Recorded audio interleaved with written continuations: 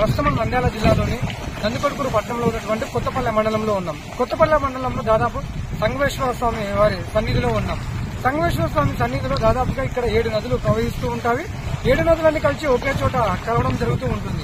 ఆ 7 నదులు మనం చూసుకున్నట్లయితే ఒక్కొక్క సంగమేశ్వరం కొత్తపల్లె మండలంలోని తుంగ, భద్ర, కృష్ణ, వేణి, భీమ, మహారాపాయిని, భవనాసి నదులు కలిసే ప్రదేశాన్ని సంగమేశ్వరం అంటారు. అదేవిధంగా ఈ నదుల్లో భవనాసి నది మాత్రమే పురుషుడు పేరున్నది. మిగతా నదులన్నీ కూడా స్త్రీ పేర్ల పైన ఉన్నాయని చెప్పేసి తెలియజేస్తూ ఉంటారు. భవనాసి తూర్పు నుంచి పశ్చిమానికి ప్రవహిస్తే మిగిలిన నదులన్నీ పశ్చిమం నుంచి తూర్పుకు వెళ్తాయి. ఈ నదులన్నీ కలిసిన జ్యోతిర్లింగం అధిష్టానం శక్తిపీఠమే శ్రీశైలం పుణ్యక్షేత్రం తాకుతూ ప్రవహించి చివరికి సముద్రంలో కలిసిపోతాయి. మనకు మహారాష్ట్ర, కర్ణాటక ఇలాంటి ప్రాంతాలలో ఎగువ ప్రాంతాల్లో అధిక వర్షపాతం కురవడంతో ఒక్కసారిగా మనకు వాటర్ ఫ్లోయింగ్ ఎక్కువ ఉండడంతో సంగమేశ్వరం సప్తనదులలో సంగమేశ్వరం స్వామి గుడిలో చేరుకోవడం జరిగింది. గత 4 రోజుల నుంచి మనం చూసుకున్నట్లయితే ఇక్కడ మనకు కనపడుతున్నటువంటి బ్యాక్లో చూసుకున్నట్లయితే శ్రీ సంగమేశ్వర స్వామి సన్నిధి గుడిగా మనం చెప్పుకోవచ్చును. దాదాపు సగ భాగం నీటిలో మునిగిపోయింది. ఇదే వాటర్ ఫ్లో ఇంకా 2-3 రోజులు కానీ ఎక్కువ అయినట్లయితే కూడా ఈ గుడి పూర్తిగా వాటర్ లో మునిగిపోతూ ఉంటుంది. మనం చరిత్రలో మనం చూసుకున్నట్లయితే దాదాపుగా కొన్ని వేల సంవత్సరాల చరిత్ర గల సంగమేశ్వర స్వామి సన్నిధిగా మనం చెప్పుకోవచ్చును.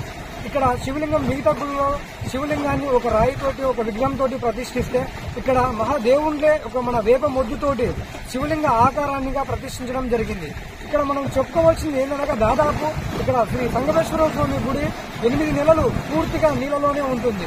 ఇలాంటి చరిత్ర మనం ఎక్కడైనా చూసామంటే బద్రీనాథ్ ప్రాంతంలోని అక్కడ ఎలాగైతే బద్రీనాథ్ ప్రాంతంలో 6 నెలలు పూర్తిగా మంచుతో అయితే ఎలా అయితే కప్పబడి ఉంటుందో ఇక్కడ శ్రీ సంగమేశ్వర స్వామి గుడి మాత్రం పూర్తిగా నీటిలోనే 8 నెలలకు పైగానే ఇక్కడ వస్తూ ఉంటుంది. ప్రస్తుతం మనం ఉన్నటువంటి జులై నెలలో మనం చూసుకున్నట్లయితే మార్చి కానీ ఏప్రిల్లో కానీ మనకు గుడి పూర్తిగా బయటకు వస్తుంది. ఈ సప్తనది సంగమేశ్వర స్వామి సన్నిధిని పిలిపించడానికి తండోపతండాలుగా ప్రజలందరూ కూడా వేలాది సంఖ్యలో ఇక్కడికి స్వామివారిని దర్శించుకోవడానికి వస్తూ ఉంటారు. ఏదైనా సరే పాపకర్మాలు వాళ్ళని తొలగించుకోవాలంటే ఈ సప్తనదులు ఎక్కడైతే కలుస్తాయో కేవలం మనకు ప్రపంచంలోనే మనకు దేశంలోనే ఎక్కడ కలవనటువంటి ఈ సప్తనదులన్నీ కూడా అనగా ఈ 7 నదులు ఇక్కడ సంగమేశ్వరంలో కలుస్తాయి కాబట్టి స్నానాలు ఆచరించడానికి వస్తూ ఉంటారు. ఏదైనా సరే వారి కుటుంబంలో ఎవరైనా మరణించినట్లయితే వారికి ఏదైనా పిండారూపంలో కానీ వారికి ఏదైనా ఇలా చేయాలనుకున్న వారికైతే పూజారులను ఎక్కడి నుంచో దూర ప్రాంతాల నుంచి పూజారులను తీసుకువచ్చి ఈ సప్తనదులు కలిసినటువంటి సంగమేశ్వర స్వామి సన్నిధిలో మరి ఒక కార్యాచరణ అంతా కూడా పూర్తి చేసుకోవడం జరుగుతూ మనం చాలా సార్లు మనం సందర్భంలో మనం చూస్తూ ఉంటాం. ఈ సంగమేశ్వరానికి ప్రత్యేకత ఏంటంటే ఇటు తెలంగాణ ఇటు ఆంధ్ర ప్రాంతాలకు చాలా మధ్యలో ఉన్నటువంటి స్వామిగా మనం చెప్పుకోవచ్చు. ఇక మనం మనం చూసుకున్నట్లయితే ఇంతకుముందు కూడా ఈ తెలంగాణ ఆంధ్ర ప్రాంతానికి కేబుల్ బ్రిడ్జిగా కూడా మనకు సెంట్రల్ ప్రభుత్వం కూడా ఇక్కడ కేటాయించడం జరిగింది. అతి త్వరలో కూడా ఇక్కడ కేబుల్ బ్రిడ్జ్ పడుతూ ఉంది. ఈ కేబుల్ బ్రిడ్జ్ ఇక్కడ వేసినట్లయితే ఒక పర్యాటక కేంద్రంగా ఇక్కడ ఏర్పడుతూ ఉంటుంది. దాదాపుగా ఈ సంగమేశ్వరం నదిని తిలకించడానికి వివిధ ప్రాంతాల నుంచి భక్తులు తండోపతండాలకు వచ్చినటువంటి పరిస్థితుల్లో గాను మిగతా ప్రాంతాల నుంచి కూడా అంటే మత్స్యకారులు ఇక్కడికి అధిక సంఖ్యలో వస్తూ ఉంటారు.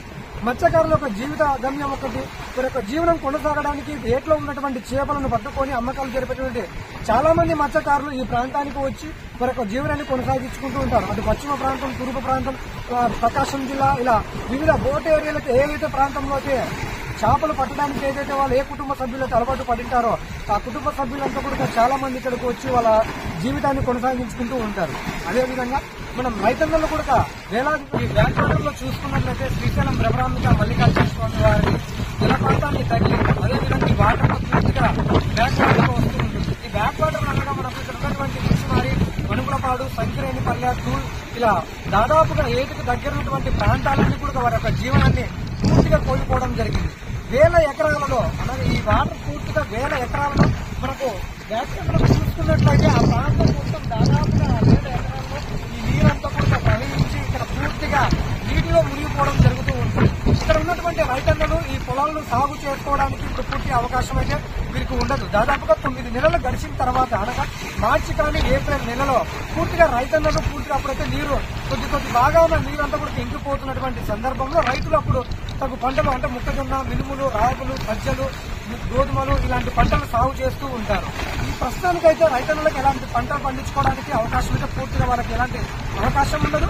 మహారాష్ట్ర, కర్ణాటక ఇలాంటి ప్రాంతాల్లో ఎగువ ప్రాంతాల్లో అధిక వర్షపాతం నమోదు కావడం వల్ల ఉన్నటువంటి ప్రస్తుత పరిస్థితుల్లో పూర్తిగా మనకు సంగమేశ్వరం గుడి పూర్తిగా దాదాపుగా సగం పైగానే మునిగిపోవడం జరిగింది. ఇక్కడికి భక్తాదులందరూ కూడా ఒక శనివారం ఆదివారం ప్రాంతాల్లో టూరిస్టు ప్లేస్ గా ఉన్నటువంటి పచ్చదనాన్ని నిర్మించడానికి ఉన్నటువంటి వాటర్ను నిర్మించడానికి వస్తూ ఉంటారు. ఇక్కడ రైతులు కూడా చాలా మంది ఇక్కడికి వచ్చి ప్రతి వారం ఇక్కడికి వచ్చి గంగమ్మకు వారికి తగినట్టు పూజ కార్యక్రమాలు నిర్వహించి గంగమ్మకు చీరను కూడా వారికి పట్టు వస్త్రాలు అందించడం జరుగుతూ ఉంటుంది. ఇక్కడ చూసుకున్నట్లయితే విజయవాడ ఇలాంటి దూర ప్రాంతాల నుంచి కూడా చాలా మంది ప్రజలందరూ వచ్చి వాళ్ళ పెద్దలు వారి ఇంట్లో మరణించిన వారికి కర్మకాండలు ఇక్కడ ఏర్పాటు చేసుకోవడానికి ఇక్కడ ఉన్నటువంటి సంగమేశ్వర స్వామి సన్నిధిలో 7 సప్త నదులు కలిసేటువంటి ప్రాంతంలో పూజా కార్యక్రమాలు చాలా మంది నిర్వహిస్తూ ఉంటారు. ఈ కేంద్రాన్ని పర్యాటక కేంద్రంగా ఇంతకుముందు మన ప్రభుత్వం చూసుకున్నట్లయితే దాదాపుగా టీడీపీ ప్రభుత్వం ఉన్నప్పుడు ఇక్కడ పర్యాటక కేంద్రంగా తిలకించడానికి చాలా ఇక్కడ స్థలాన్ని కొంత కేటాయించడం జరిగింది. దూర ప్రాంతాల నుంచి వచ్చిన వారందరూ కూడా ఒక రోజు ఇక్కడ స్టే చేసుకోవడానికి కొన్ని అవకాశాలతో కల్పించింది. కానీ ప్రస్తుత పరిస్థితుల్లో అవకాశాలన్నీ కూడా కొన్ని అన్నిటి కూడా శిథిల వ్యవస్థలో చేరడం వల్ల ప్రస్తుతానికి అయితే ఇక్కడ ఎవరు లేకపోవడం జరుగుతుంది. ఇక్కడ పూజారులు కూడా చాలా మంది పూజారులు ఇక్కడ వచ్చి ప్రతిరోజు పూజ కార్యక్రమాలు నిర్వహిస్తూ ఉంటారు. రఘురామయ్య శాస్త్రి గారు అన్నట్టుగా ఇక్కడ పూజ కార్యక్రమాలు ప్రతి వారము ఒక రోజు వచ్చి గంగమ్మ తల్లికి పూజ కార్యక్రమాలు నిర్వహించి పట్టు వస్త్రాలు నిర్వహిస్తూ ఉంటారు. అదేవిధంగా ఇక్కడికి వస్తున్నటువంటి ప్రతి ఆదివారము అదేవిధంగా సోమవారం ప్రాంతాల్లో నందికొట్కూరు కానీ ఆత్మకూరు ప్రాంతాల్లో కానీ చాలా మంది యువకులు కూడా ఇక్కడికి వచ్చి స్నానాలు ఆచరిస్తూ ఉంటారు. మనం ఈ సప్తనదుల సంగమేశ్వరాన్ని ఏ విధంగా మనం చేరుకోవాలి, ఏ విధంగా నుంచి వస్తే మనకు రూట్లో నుంచి ఎక్కడి నుంచి వస్తే మనకు దగ్గర అవుతుంది అనుకున్నట్లయితే వచ్చేటటువంటి ప్రయాణికులు దాదాపుగా మనకు ముచ్చుమారి ప్రాంతం నుంచి అయితే ఇంతకు ముందు అయితే ఒక బోట్ అవకాశం మనకు ఉండేది. ప్రస్తుత పరిస్థితుల్లో కూడా అంటే నీళ్ల తాకిడి ఎక్కువగా ఉండడం వల్ల అక్కడ బోటు వసతిని తీసేయడం జరిగింది. ఇక్కడ మనం నందికొట్కూరుకు వచ్చి నందికొట్కూరు నుంచి ఆత్మకూరుకు వెళ్ళినటువంటి రోడ్డు మార్గంలో పాములపాడు నుంచి షార్ట్ కట్ లో దాదాపుగా ఒక 20 కిలోమీటర్లో మనం సంగమేశ్వరాన్ని చేరుకోగలుగుతాం. ఒకవేళ లేదంటే శ్రీశైలం నుంచి వచ్చేటటువంటి ప్రయాణికులందరూ కూడా ఆత్మకూరు నుంచి కొలను భారతిని రూట్ లో వచ్చేసినట్టయితే మనం సంగమేశ్వర స్వామి గుడిని చేరుకొని చాలా దగ్గర ప్రాంతంలో అంటే చూడముచ్చటగా ఉన్నటువంటి ప్రాంతంగా మనం చెప్పుకోవచ్చు. చాలా ఇక్కడికి వచ్చి మనం చూసుకున్నట్లయితే మనం ఏ ప్రాంతంలో ఉన్నాం లేదంటే మనం నడి సముద్రంలో మనం ఉందామా అన్నట్టుగా ఉంటుంది. ఒక్కసారి మనం చూసుకున్నట్టయితే దాదాపుగా గంటకు అలల తాకిడి చాలా ఎక్కువగా ఉంది. దాదాపుగా రానున్న 2-3 రోజుల్లో సంగమేశ్వర స్వామి పూర్తిగా నీటిలో మునిగిపోతారు. ఇక్కడ సంగమేశ్వర స్వామి గుడి పూర్తిగా నీటిలో మునిగిపోయేటప్పుడు ఒక ఎర్ర జెండను ఒక కర్రకు కట్టి గుడి మనం ఎక్కడుంది అని గుర్తించడానికి ఆ కర్రకు పైన జై శ్రీరామ్ అంటూ లేదంటే సంగమేశ్వర స్వామి ఒక గుడి స్టాచ్యూను పూర్తిగా ఆ ఎర్ర జెండాపై పూర్తిగా కలర్లు వేసి ఆ జెండా పైన ఆ గుడి పైన కడుతూ ఉంటారు. ఆ గుడి పైన కట్టినటువంటి పూర్తి స్థాయిలో నీటి మఠం ఇంకా ప్రస్తుతానికైతే సగ భాగం మాత్రమే నీటి మఠం ఇక్కడ చేరింది. పూర్తి భాగం నీటి మఠం చేరిందంటే దాదాపుగా మనం సంగమేశ్వర స్వామికి వచ్చేటటువంటి రోడ్డు మార్గంలో పూర్తి రోడ్డు పైకి ఈ నీరంతా చేరుకుంటుంది.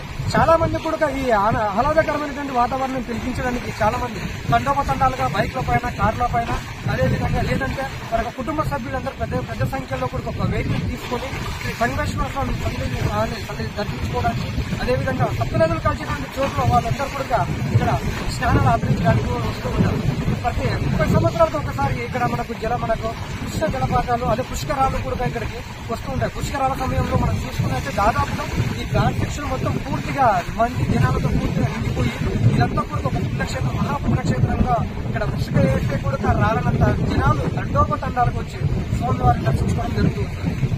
మరిన్ని ట్రెండింగ్ వీడియోల కోసం న్యూస్ 18 తెలుగు యూట్యూబ్ ఛానల్ ను సబ్స్క్రైబ్ చేసుకోండి.